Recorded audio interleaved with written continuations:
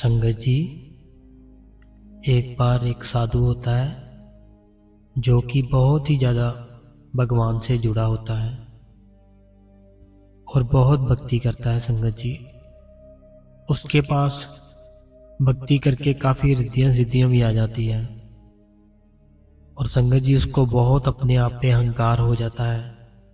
इतना अहंकार कि वो सोचता है कि कुल दुनिया का मालिक मैं ही हूँ, मेरे से ऊपर कोई नहीं है।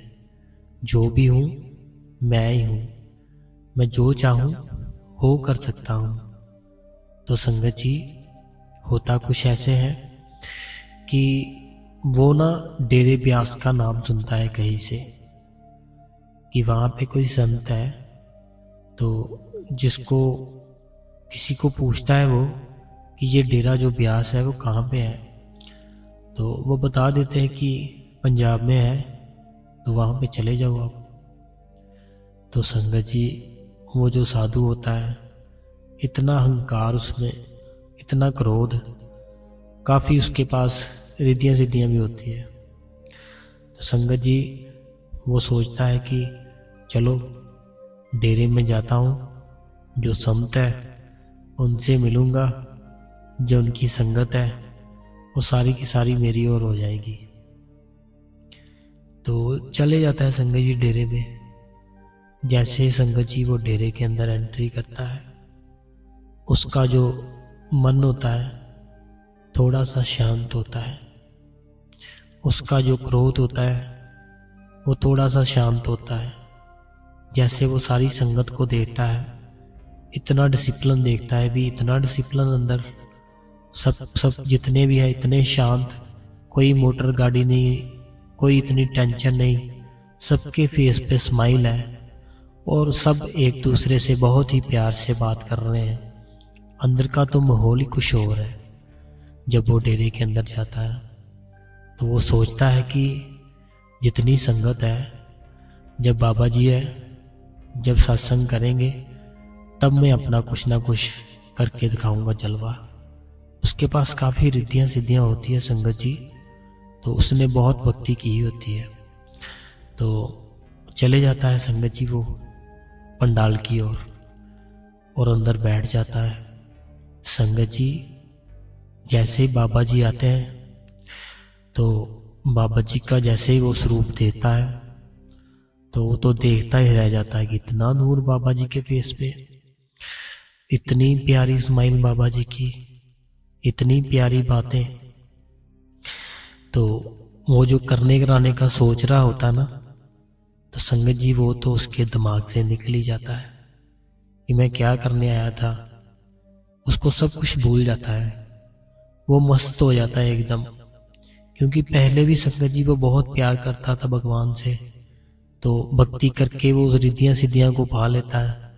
लेकिन उसके बाद उसका बहुत ही मन जो अहंकार से भर जाता है। तो संगत जी बाबा जी की ओर देखता ही रहता है वो, उसके मन को ठंडक मिलती है। संगत जी, बाद में बाबा जी सत्संग शुरू करते हैं। फिर वो सत्संग भी सुनता है, उसको समझ आती है कि अपने अंदर जाने की थोड़ी बहुती। तो करता क्या है संगत जी, वो एकदम से मस्त हो जाता है, उसको भूल जाता है सब कुछ। उसके मन को बहुत ही ज़्यादा ठंडक मिलती है। तो सत्संग बाबा जी का जब समाप्त हो जाता है तो संगत जी बाबा जी चले जाते हैं वहाँ से। फिर वो पंडाल से बाहर आता है साधु। तो संगत जी वो सोचता है कि अपने आप से बातें करता है वो। उसका जो मन होता है फिर से उसके ऊपर अटैक करता है कि तुम क्या करने आए थे यहाँ पे, तूने अंदर कुछ किया ही नहीं, जे तू तो बड़े ही आराम से बैठ गया अंदर, तो अब तू क्या करेगा। अपने आप से बातें करता है मन में। फिर वो सोचता है कि चल कोई बात नहीं, जितनी भी संगत है वो लंगर खाने जा रही है, वहाँ पे मैं कुछ अपना चमत्कार दिखाऊंगा। फिर संगत को पता चलेगा कि जो भी है इस दुनिया में मैं ही हूँ। उसके अंदर बहुत अहंकार होता है संगत जी। तो चले जाता है संगत जी वो लंगर हॉल में। जैसे लंगर हॉल में देखता है सारी संगत बहुत ही आराम से लंगर छक रही होती है। और देखता है कि सब बातें कर रहे होते हैं कि आज तो बहुत ही टेस्टी बनी है जो दाल है, बहुत ही स्वाद है आज की जो दाल बनी है। सोचता है कि जो मेरे पास रिद्धियाँ सिद्धियाँ हैं इसको मैं यूज़ करूँगा, तो जो दाल बनी है ना उसको मैं ऐसा करूँगा कम कर दूँगा। तो अभी तो बहुत संगत है, फिर मैं देखूँगा जो इनके हैं बाबा जी वो क्या करते हैं। तो संगत जी वो जो उसके पास रिद्धियाँ सिद्धियाँ होती है वो वहाँ पे छोड़ देता है लंगर हॉल में। और जैसे ही लंगर हॉल में वो छोड़ता है तो जो दाल होती है सेवादारों को ऐसे लगने लगता है कि वो बहुत ही जल्दी कम हो रही है, लेकिन वो भी जो संगत है बहुत सारी है संगत। तो संगत जी होता कुछ ऐसे हैं, सेवादार सोचते हैं कि एक बार बाबा जी से अर्ज करते हैं कि बाबा जी जो ये दाल है कम हो रही है। तो हमने तो जैसे हर भंडारे में बनाते हैं वैसे ही बनाई थी, कुछ समझ में नहीं आ रहा क्या हो रहा है। तो वो सोचते हैं कि चलो चलते हैं। संगत जी बाबा जी के पास वो जाते हैं, बाबा जी से अर्ज करते हैं कि बाबा जी हमने जो दाल बनाई थी ना वो जैसे हर भंडारे में बनाते हैं वैसे उतनी बनाई थी, लेकिन इस बार पता नहीं संगत ज़्यादा आ गई है या क्या हुआ, हमें कुछ समझ में नहीं आ रहा। तो अभी तो काफ़ी संगत बाबा जी पड़ी है, आप बताओ कुछ बाबा जी हम क्या करें। तो संगत जी बाबा जी के पास एक कपड़ा होता है, बाबा जी सेवादार को कपड़ा देते हैं और वो बोलते हैं कि जहाँ पे दाल है ना ये कपड़ा उसके ऊपर दे देना आप, और जो नामदान मिला हुआ है उसका सिमरन करना आप, कोई बात नहीं दाल की कमी नहीं आएगी। वो सेवादार जी होते हैं जो कपड़ा लेते हैं और जहाँ पे दाल रखी होती है उसके ऊपर दे देते हैं वो, और संगत जी सिमरन करते हैं। फिर जो दाल है सारी संगत खाती है, संगत चले भी जाती है अपने घर से, लेकिन दाल वैसे की वैसे रहती है, उससे कम भी नहीं होती। तो जो सेवादार होते हैं बहुत खुश होते हैं, बहुत प्यार आता है संगत जी उनको बाबा जी पे, और सोचते हैं कि हम फिर से जाएंगे बाबा जी के पास।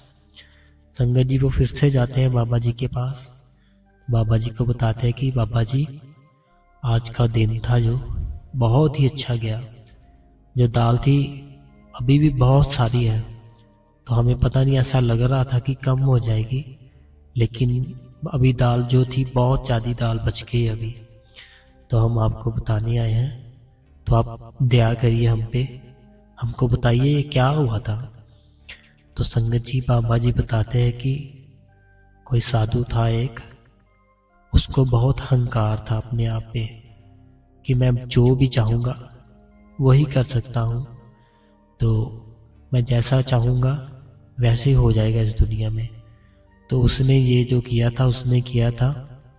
तो बाबा जी बताते हैं कि वैसे तो यहाँ पे कुछ चलता ही नहीं है जादू टूना, और वैसे भी जब लंगर बनता है तो सतगुरु की कृपा होती है, दृष्टि बाबा जी डालते हैं अपनी, तो कुछ भी नहीं होता है।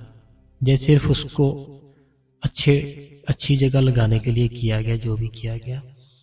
तो संगत जी सारी संगत बहुत ही हैरान होती है कि ये क्या हो गया।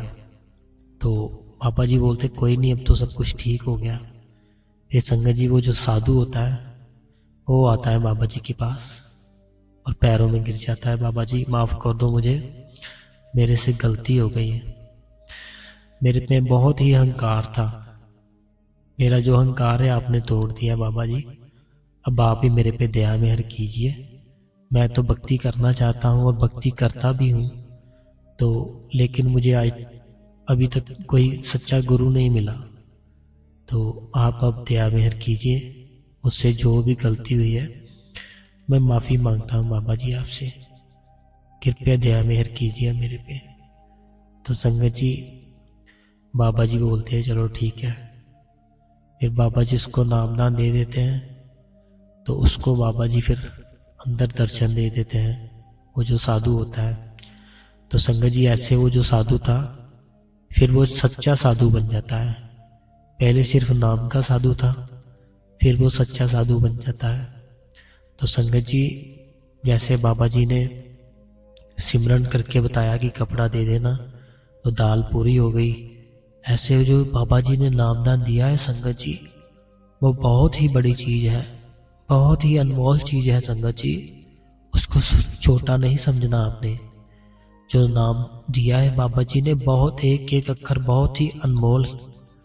तो आपको जब भी मुसीबत लगे, कहीं पे कोई कमी लगे, वो बाबा जी का सिमरन शुरू कर दो, आप पर बहुत कृपा होगी संगत जी। और बाबा जी ने जो हमें नामदान दिया है, हमने सुबह भी उठना है, भजन सिमरन पर बैठना है, रात को भी भजन सिमरन पर बैठना है, और हर टाइम सिमरन करना है संगत जी। और ज़्यादा से ज़्यादा कोशिश करनी है हमने, रात को खाना कम ही खाना है और बाहर का बिल्कुल नहीं खाना है। और संगत जी, घर में 2 बार टीवी में सत्संग जरूर लगाए बड़े बाबा जी का। और जितनी भी संगत है, अपने बच्चों को साथ में जरूर लेकर जाए सेवा पे और सत्संग में, ताकि जो बच्चे हैं शुरू से ही उनका जो मन है डेरे की ओर लग जाए। तो आज की यही साखी थी संगत जी।